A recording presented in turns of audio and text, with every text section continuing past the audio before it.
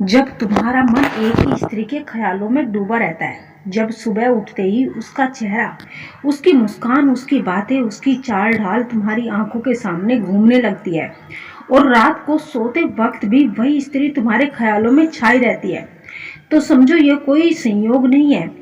श्री कृष्ण कहते हैं, जब चेतना बार बार किसी एक ही स्त्री की ओर खींचने लगती है, तो वो स्त्री मन से या रूप से तुम्हें नहीं खींच रही, बल्कि उसकी ऊर्जा तुम्हारे अस्तित्व को छू रही है। ये कोई आम आकर्षण नहीं है, ये किसी गहरे रहस्य का दरवाजा हो सकता है। मगर सावधान रहना जरूरी है, क्योंकि प्रेम और मोह दोनों बहुत करीब होते हैं और फर्क बस जागरूकता का है।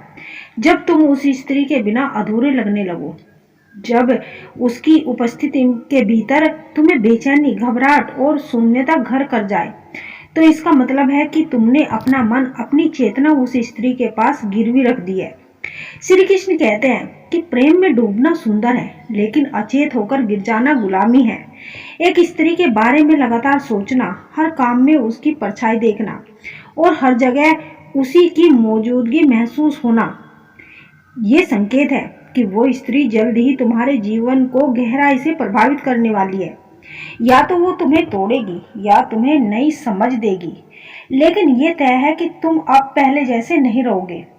स्त्री जब तुम्हारे मन की दीवारों पर उतरने लगती है, तो तुम्हारे जीवन का हिस्सा बन जाती है।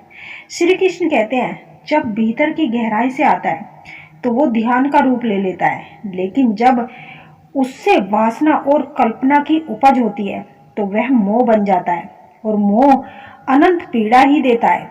जो पुरुष अपने पूरे दिन में बार बार सिर्फ एक ही स्त्री के बारे में सोचता रहता है, उसे ये जांचना होगा कि क्या वो प्रेम की ओर जा रहा है या केवल भावनात्मक निर्भरता का शिकार हो रहा है।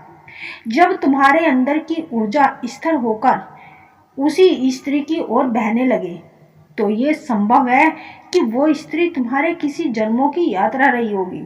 एक ही स्त्री की यादों में बार बार उलझना एक प्रेम चेतावनी है। मोह बन जाओगे तो गिर जाओगे, प्रेम बनकर जाओगे तो उठ जाओगे। श्री कृष्ण कहते हैं, स्त्री कोई वस्तु नहीं है, वो एक ऊर्जा है।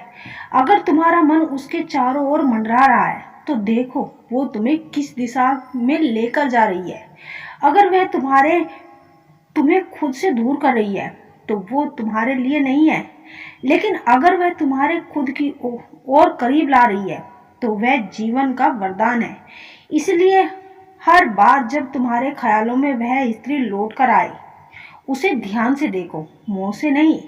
उसमें जो आकर्षण है वो तुम्हारी आत्मा से मेल खा रहा है या सिर्फ प्रेम की तृष्णा से। श्री कृष्ण कहते हैं, कोई भी स्त्री तुम्हारा भाग्य नहीं है, लेकिन वो तुम्हारे भाग्य की परीक्षा जरूर बन सकती है। अगर तुम सजग हो गए तो वो तुम्हारी ताकत बन सकती है, और अगर तुम अंधे हो गए तो वो स्त्री तुम्हें खोखला भी कर सकती है। इसलिए जब तुम्हारा मन एक ही स्त्री के ख्यालों में बार बार डूबा रहे, तो ठहरो, देखो, समझो और फिर तय करो कि तुम क्या बनना चाहते हो, प्रेम या गुलामी।